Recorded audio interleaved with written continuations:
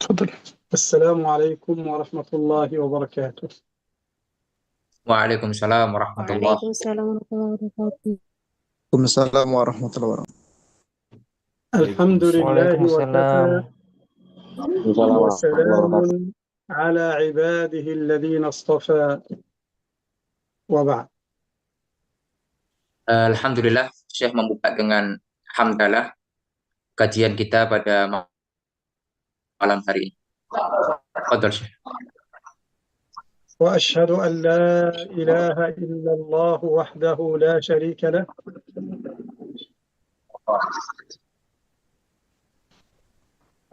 وأشهد وأشهد أن محمدا عبده ورسوله.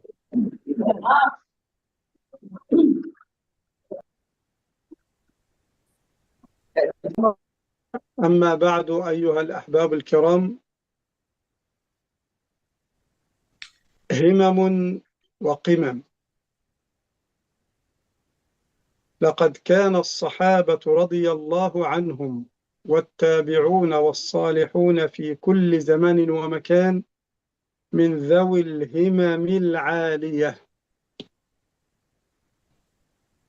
Setelah Syekh membuka kajian dengan bacaan hamdalah dan bersyahadat kepada Allah Subhanahu wa taala bahwasanya tidak ada ilah yang berhak diibadahi melainkan hanya Allah, dan bersaksi bahwasanya Rasulullah SAW adalah utusan Allah Subhanahu wa taala, beliau mengatakan bahwasanya semangat yang tinggi dimiliki pada setiap zaman dari kalangan sahabat dan tabi'in dan tabi'ut tabi'in.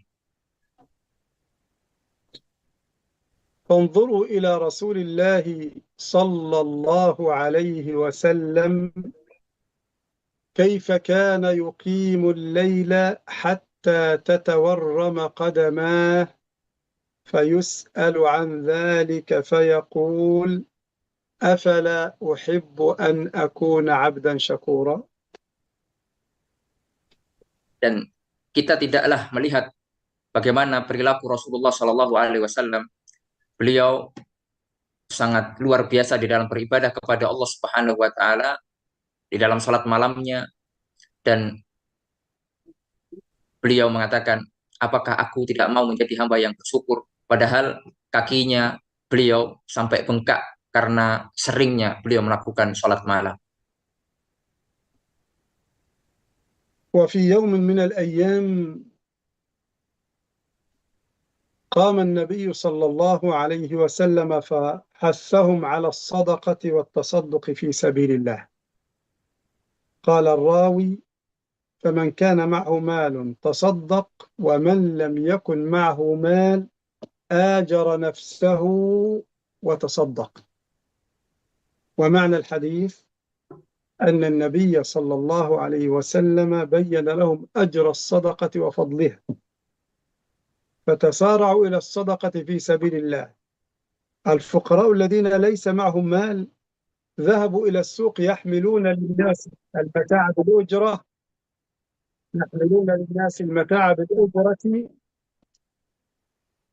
حتى يأخذوا الأجرة ويتصدقون بها في سبيل الله تبارك وتعالى.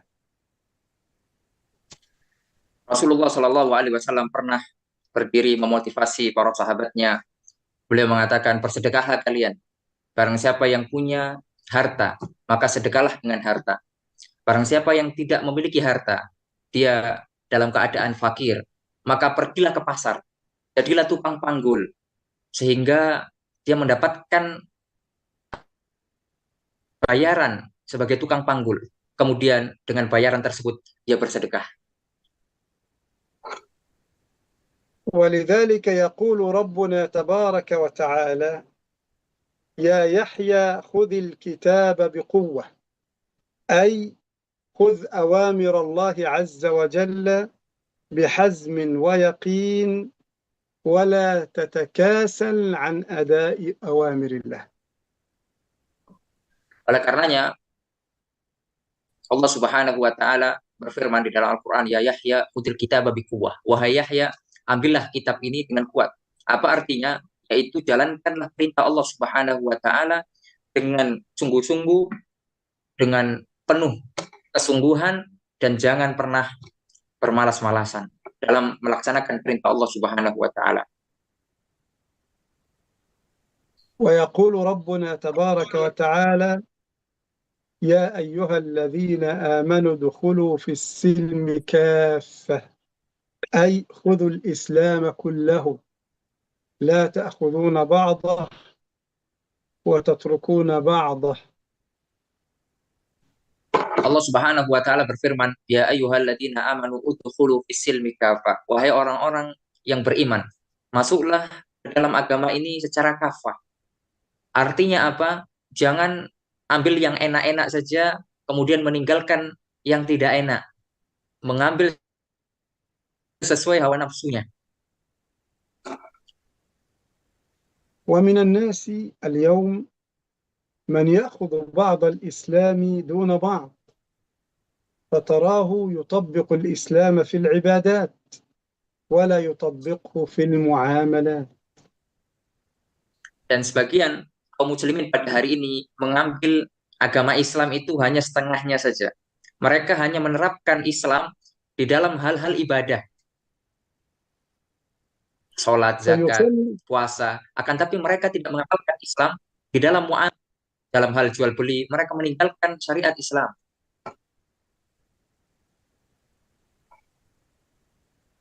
فتراه يصلي ويصوم رمضان ويحافظ على صلاة الفجر لكنه يتعامل بالربا مع البنوك الربوية مثلا، فهذا لا يجوز، بل لابد أن تكون عبدا لله في العبادات وفي المعاملات وفي كل شؤونك وأمور حياتك. Bagian kita, Masya Allah, ya, menjaga sholat berjamaah, berpuasa Ramadan, akan tetapi dia bermuamalah dengan muamalah riba, mengambil pinjaman dari bank ribawiyah, dan tentunya ini adalah hal yang tidak diperbolehkan. Kita harus berislam sebagaimana kita mengambil dari sisi ibadahnya, begitu juga mengambil dari sisi muamalatnya yang sesuai dengan syariat Islam. وترى بعض الشباب يصلي ويصوم لكن إذا تعامل مع امرأة نظر إليها أثناء الحديث رغم أن هذا يحرم لقول الله تعالى قل للمؤمنين يغضوا من أبصارهم، فينبغي إذا باع أو اشترى من امرأة في صيدلية أو في محل أو دكان ينبغي أن يأخذ ويعطي وبصره في الأرض لا ينظر إليها لأن النظر إلى النساء محرم. Bagian pemuda pada hari ini, mereka alhamdulillah ya menjaga sholatnya, menjaga puasanya. Akan tetapi ketika bermuamalah dengan wanita, mereka tidak mau menjaga pandangannya. Padahal Allah mengatakan waqulil mu'minin yaghudduna min absarihim. Dan katakanlah kepada orang-orang yang beriman untuk menundukkan pandangan-pandangan mereka. Ketika mereka beli di apotek atau di toko, ya, kemudian pelayannya adalah wanita, maka harusnya mereka menundukkan pandangannya. وكذلك الفتاة يجب عليها أن تغض بصرها عن الشباب وعن الرجال لقول الله تبارك وتعالى وقل للمؤمنات يغضضن من أبصارهن، فإذا تعاملت مع إنسان أو رجل في بيع أو شراء أو معاملة تتكلم وعينها في الأرض لا ترفع بصرها إليه لأن الله حرم عليها ذلك. Begitu juga dengan para wanita, mereka juga harus menundukkan pandangannya. Sebagaimana firman Allah, wa qulil mu'minat yaghdudna min absarihinna. Katakanlah kepada wanita-wanita mukminah, orang-orang yang beriman dari kalangan para wanita, untuk menundukkan pandangannya. Ketika bermuamalah dengan laki-laki, maka hendaklah dia menundukkan pandangannya. Sebagaimana laki-laki ketika bermuamalah dengan wanita juga harus menundukkan pandangannya. ومن هنا أحب أن أنبه كيف تصل إلى الهمة العالية. نعم. Dan pada kesempatan kali ini beliau hafizahullah ta'ala ingin memberikan beberapa hal ya agar kita memiliki semangat yang tinggi, himmah aliyah. أولا أن تؤدي الفرائض في وقتها لما ثبت في الحديث القدسي الذي رواه البخاري أن الله عز وجل قال ما تقرب إلي عبدي بشيء أحب إلي مما افترضته عليه. Hal yang pertama agar kita memiliki himmah yang ali, yaitu semangat yang tinggi, adalah senantiasa menjaga hal-hal yang wajib pada waktunya, melaksanakan faridah, sholat pada waktunya. Sebagaimana Allah Subhanahu wa taala berfirman dalam hadis qudsi, tidaklah seseorang mendekatkan diri kepada Allah dari hal-hal yang wajib, melainkan Allah akan mencintainya. ولا سيما صلاة الفجر لقول النبي صلى الله عليه وسلم من صلى الفجر فهو في ذمة الله أي في رعاية الله وعنايته. Lebih lagi pada sholat subuh. Nah, ini sholat yang paling berat. Ya. Kita harus menjaga sholat subuh pada waktunya. Sebagaimana Rasulullah SAW mengatakan di dalam sebuah hadis, man shallal fajri wa huwa fi dhimmatillah. Barang siapa yang sholat subuh, maka dia berada pada penjagaan Allah Subhanahu wa taala. Allah akan jaga dia. ثانيا عليك بأداء السنن وعدم التكاسل عنها.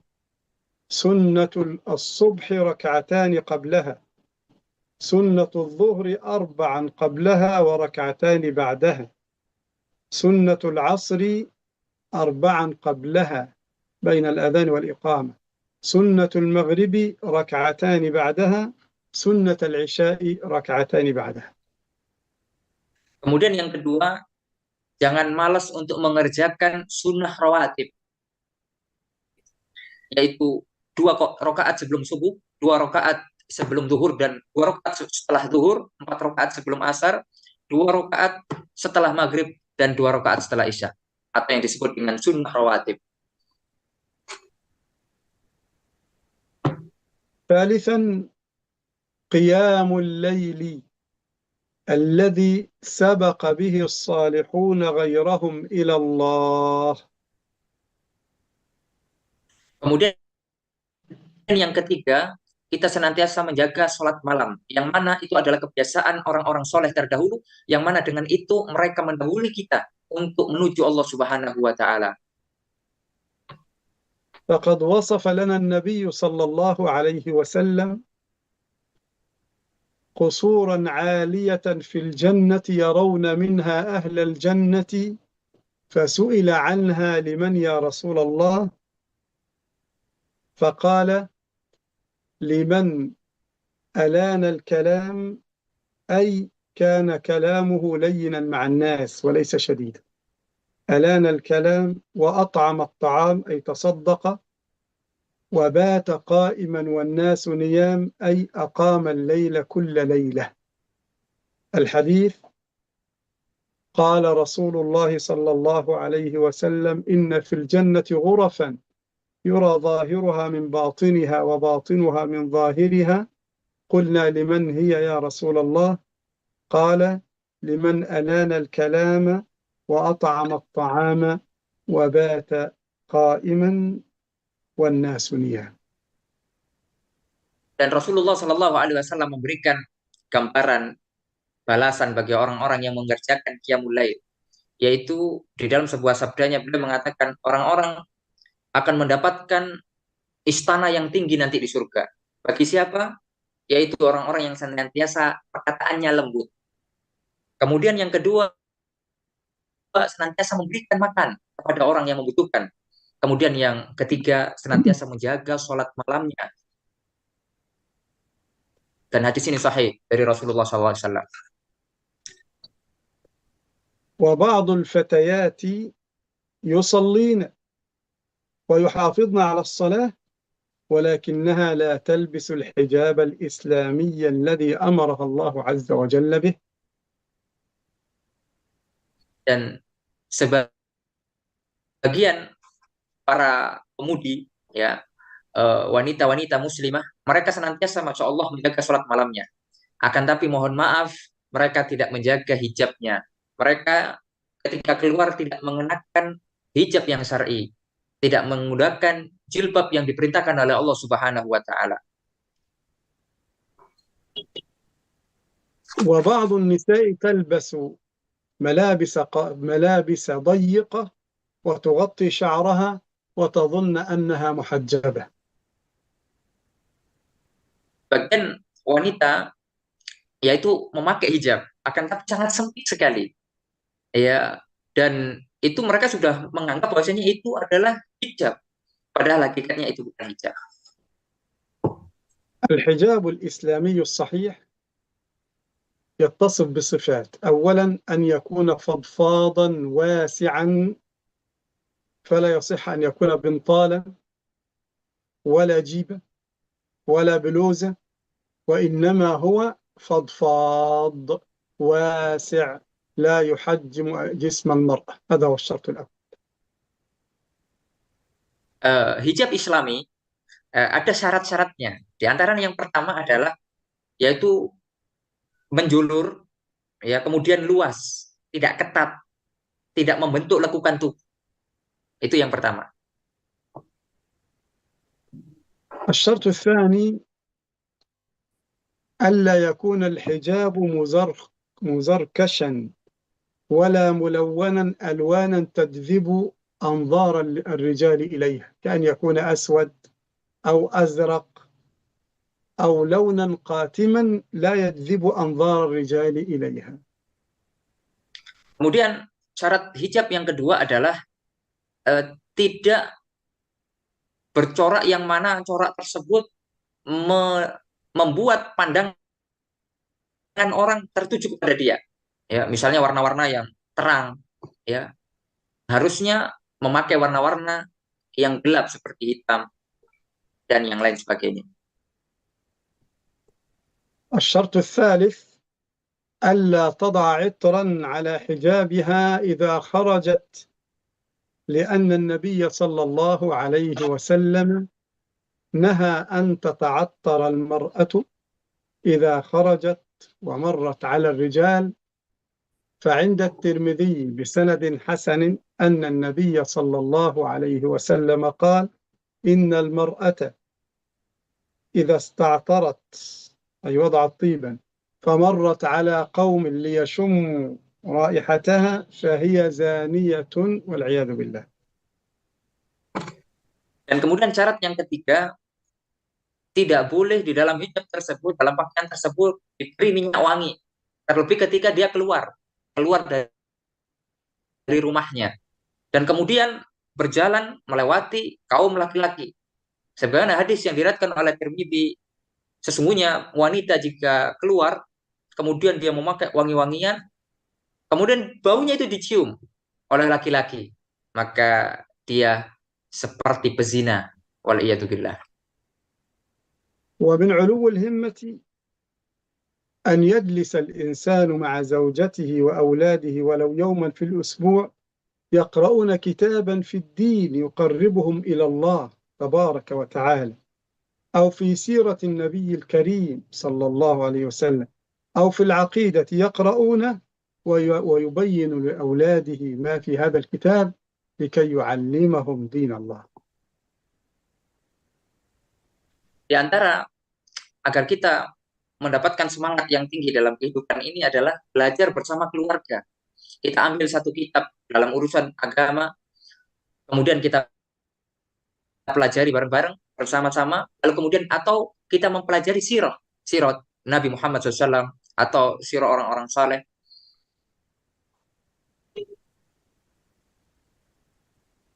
ومن علو الهمة أيضا أن يسأل أولاده كل وقت صلاة: هل صليتم أم لا؟ وأن يوقظهم في صلاة الفجر، لأنه مسؤول عنهم أمام الله، وأمهم أيضا مسؤولة عنهم أمام الله. والدليل على ذلك ما رواه البخاري في صحيحه أن النبي صلى الله عليه وسلم قال: ألا كلكم راع وكلكم مسؤول عن رعيته فالرجل في بيته راع وهو مسؤول عن رعيته والمرأة في بيتها راعية وهي مسؤولة عن رعيتها. Kemudian yang kelima, bagian daripada ulul himmah, yaitu senantiasa bertanya kepada anak kita, apakah kamu sudah sholat? Kemudian ketika dia tidur, maka kita memiliki tanggung jawab untuk membangunkannya. Karena Rasulullah SAW bersabda, sebagaimana hadis yang diriwayatkan oleh Imam Bukhari, kullukum ra'in wa kullukum mas'ulun an ra'iyati. Setiap kalian akan ditanya tentang apa atas tanggung jawab yang telah Allah berikan kepada kalian. Kalian adalah pemimpin, kalian akan ditanya atas kepemimpinan tersebut. ومن علو الهمة أن يحمل الرجل هم الدعوة إلى الله للرجال وأن تحمل المرأة هم الدعوة إلى الله للنساء. Kemudian bagian dari ulul himmah, yaitu semangat yang tinggi, yaitu memiliki semangat untuk menyampaikan agama Allah, yaitu berdakwah sesuai dengan kemampuan bagi laki-laki kepada laki-laki yang lain, ya, bagi yang laki-laki. Kemudian bagi yang perempuan menyampaikan agama Allah kepada para perempuan, para wanita. فالرجل إذا كان له جار لا يصلي يجب أن يأمره بالصلاة. Seseorang laki-laki ketika melihat tetangganya tidak sholat, dia berhak untuk mengajaknya sholat, memberikan arahan, ya, memerintahkan dia untuk sholat.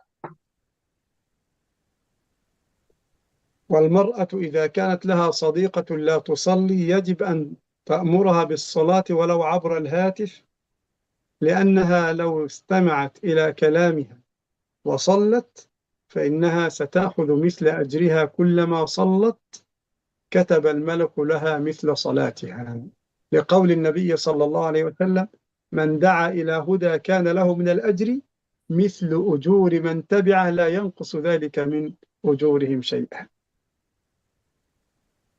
Itu juga dengan para wanita, jika dia punya teman dan temannya tidak sholat, maka dia menasihat agar dia sholat, walaupun melalui telepon, walaupun melalui HP.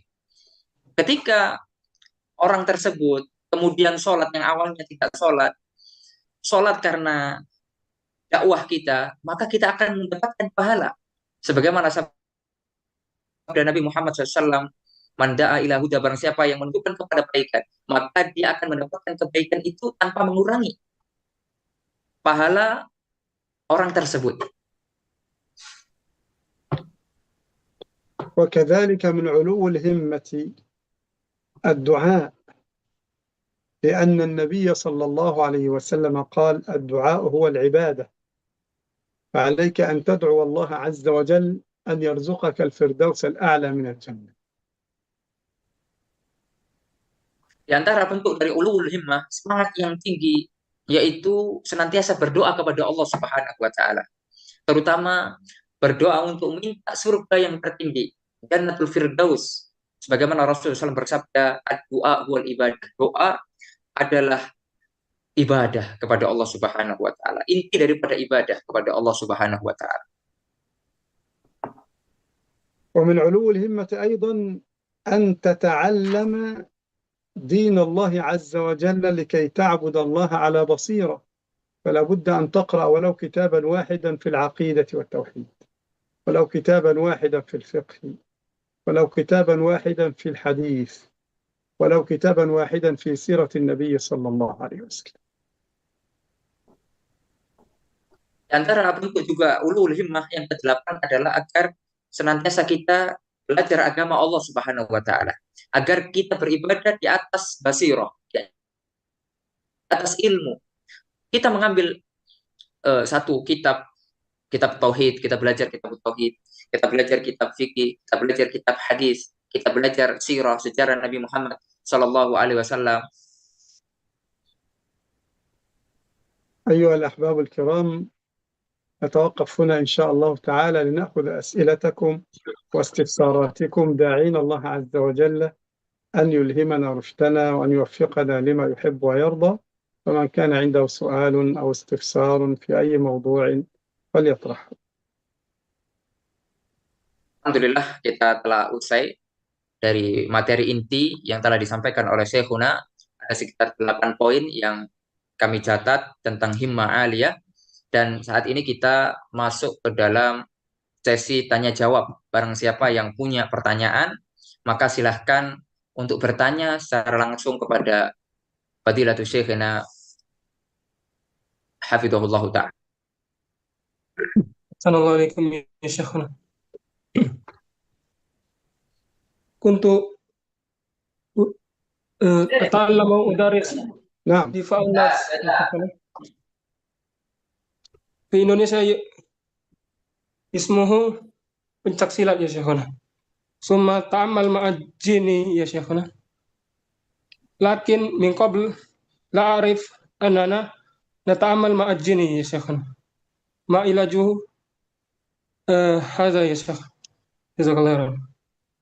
عفوا السؤال غير واضح. معذرة شيخنا، لو سمح أن أوضح هذه الأسئلة. هو يقول تفضل. السائل يقول هو يتعامل بالجن يعني والآن يعني عنده مشكلة، وما علاج هذا؟ الحمد لله والصلاة والسلام على رسول الله وعلى آله وأصحابه أجمعين، وبعد.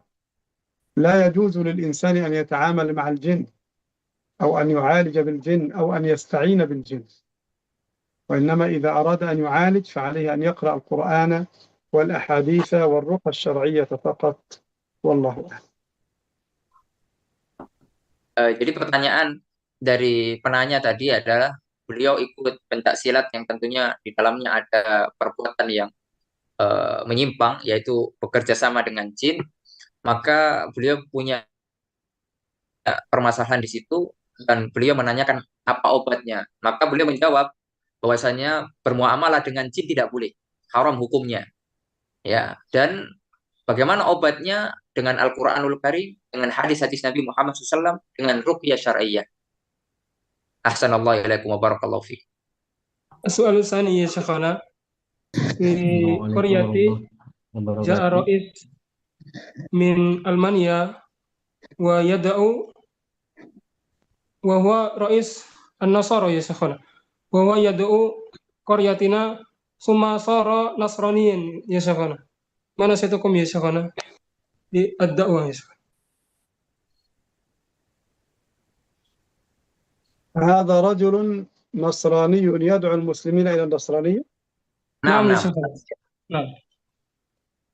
ينبغي للمسلم أن يكون على بينة من دينه لكي يبين لهؤلاء النصارى أن دين الإسلام هو الحق، وأن الأناجيل متناقضة، ولو كانت من عند الله ما كان بها تناقض، فالإسلام كتابه واحد هو القرآن. أما النصارى ففي إنجيل متى وإنجيل يوحنا وإنجيل برنامة، عدة أناجيل يعارض بعضها بعضا، وهذا يدل على أنها من كتابة أيديهم وليس من عند الله. Dan pertanyaan kedua, yaitu ada seorang pemimpin dari Almania, yaitu pemimpin Nasara. Mereka melakukan kristenisasi di suatu desa. Maka apa solusi yang bisa kita lakukan untuk menghadapi hal tersebut? Jawabnya Syekh, beliau mengatakan tentunya kita harus menjelaskan Islam dengan benar. Bahwasanya Islam adalah agama yang hak, kitabnya satu, tidak saling bertentangan karena itu adalah datang dari Allah. Adapun agama Nasrani yang sekarang, yaitu yang menggunakan Injil sebagai kitab mereka punya pertentangan antara satu dengan yang lainnya. Ada Injil Matta, ada Injil Yohana, dan yang lain sebagainya. Itu saling tanakut, saling bertentangan. Barakallahu fikum. Mungkin al-akhar. عفوا، وقد كتبت كتابا. عفوا، وقد كتبت كتابا. هذه تكملة السؤال الأول. قد كتبت كتابا بعنوان رسالة من القلب، كتبت فيه كيف تدعو النصرانية إلى الإسلام، وجئت بأماكن من الأناجيل من التوراة والإنجيل فيها تبشير بالنبي محمد عليه الصلاة والسلام. Syekh punya satu buku, yaitu bagaimana menyerukan orang-orang Nasrani agar masuk Islam. Di situ beliau mengambil dari rujukan Injil, ya, bagaimana yang mengatakan tentang kebenaran Nabi Muhammad Sallallahu Alaihi Wasallam. ويمكن أن ترسلوا لي على الواتس وأرسل لكم هذه الرسالة باللغة العربية إن شاء الله، وكذلك في نسخة أيضا باللغة الإنجليزية. Nanti insya Allah akan beliau kirim kitab tersebut. Allah Ta'ala. طيب السؤال الآخر يا شيخ. Nah, tafadhal. قال الله تعالى في القرآن العظيم واتقوا الله يا أيها الذين آمنوا اتقوا الله حق تقاته. وفي آية أخرى ادخلوا في السلم كافة.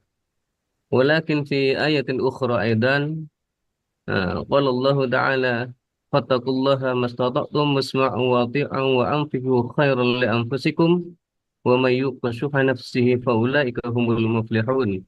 السؤال مني كيف المناسبة بين هذه الآية يا شيخ؟ شكرا. بارك الله فيك. الله عز وجل يقول فاتقوا الله حق تقاته، ويقول فاتقوا الله ما استطعتم. كيف نوفق بين الآيتين؟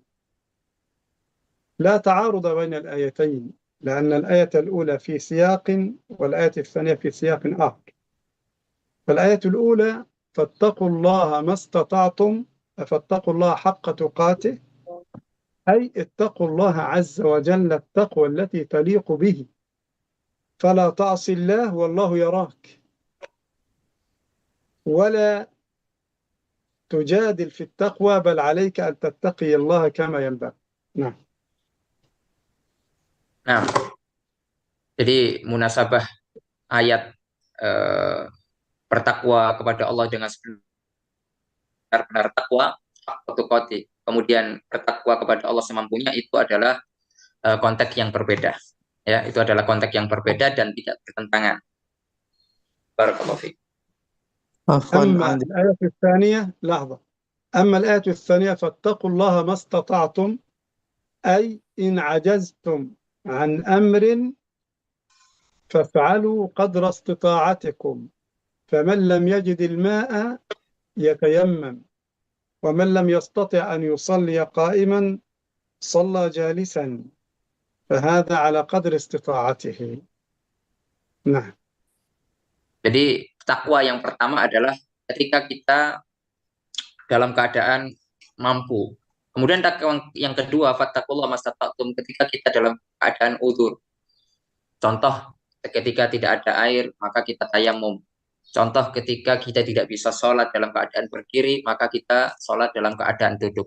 Itu yang dimaksud dengan fattaqullaha mastata'tum, bertakwa kepada Allah dengan semampu yang kita bisa. Tentunya ketika kita memiliki udzur syar'i. Ini soalnya Syekh. تفضل. كيف نجب على هذا القول يا شيخ؟ لا تجتهد في عمل لأن لا نجد ما أقدر الله علينا. عفوا، وضح لي السؤال مرة أخرى. لا تجتهد في عمل لأننا نجد ما أقدر الله علينا. لم أفهم. أنا سأعيد السؤال شيخنا. لا تجتهد لأن الله قد قدر الله. نعم. السؤال المتعلق بالقضاء والقدر ينبغي أن نعلم أنه يجب أن نجتهد في الصلاة والصيام والزكاة وطاعة الله عز وجل، وهذا من القضاء والقدر. ولا أجلس وأترك الأسباب وأقول إن قدر الله لي الجنة سأدخل وإن قدر الله لي النار سأدخل. هذا غير صحيح، لأن الله أمر أن نأخذ بالأسباب كما في أمر الدنيا. لو جلس الطالب ولم يذاكر وقال إن قدر الله لي النجاح سأنجح والرسوب سأرسب سيرسب، وإن اجتهد الطالب وأخذ بالأسباب وذاكر واجتهد سينجح. فالله أمرنا بأخذ أسباب الدنيا، كذلك نأخذ أسباب الآخرة، فأن نجتهد في الطاعة ونأخذ بالأسباب لندخل الجنة. Jadi pertanyaan tadi yaitu ngapain kita sungguh-sungguh dalam beramal, toh apa yang sudah ditakdirkan oleh Allah Subhanahu wa taala sudah tertulis. Maka ini adalah tidak benar, ya. Kita diperintahkan oleh Allah Subhanahu wa taala untuk akhdil asbab, mengambil sebab, dan Allah memberikan ikhtiar kepada kita. Ya, barang siapa yang bersungguh-sungguh di dalam belajar maka dia akan lulus. Barang siapa yang bersungguh-sungguh di dalam berbuat taat kepada Allah Subhanahu wa taala, maka dia akan mendapatkan apa yang telah Allah janjikan. Berbeda dengan orang-orang yang bermalas-malasan kemudian dengan dalih takdir. Allah sudah mentakdirkan kalau saya masuk neraka ya masuk neraka. Tidak beramal maka dia akan masuk neraka. Saya ngapain belajar? Oh, nanti saya juga nggak lulus. Ya dia nggak bakal lulus. Maka Allah memberikan perintah kepada kita untuk akhdul asbab, mencari sebab, yaitu melaksanakan sebab-sebab untuk meraih sebuah amal, kesuksesan, dan lain sebagainya. Barakallahu fikum. السؤال الذي بعده.